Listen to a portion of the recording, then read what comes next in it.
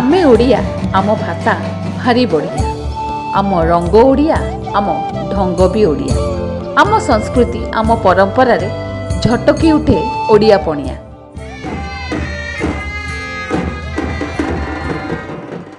आम पिठापणा रे मह मह बासे ओडियार महक ओडिया तार गाथा कहू कहू पाई जाए राति आ प्रतिवर्ष ओडियापण को टिके ताजा करने को ओडिया पाले नववर्ष आज हूँ गर्व और गौरवर दिन जोपाई केउटी चली पूजापाठ तो पुणी केउटी होमयज्ञ छतुआ पणा सांगू मह मह बासुची ओडिया नववर्षर बास्ना माँ वृंदावती चौरा उपरे शोभा पाउची माटीर ठेकी आउ ठेकी पवित्र तुलसी गछ को झरी पड़ुची पणार टोपे टोपे बुंदा।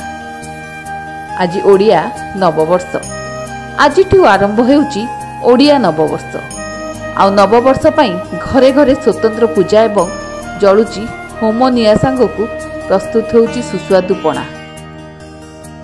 मंदिर रे छतुआ और पणा भोग लगी होइची खाली सेतिकी नुहे आज नूतन पांजी मध्य प्रचलन करा जाइची।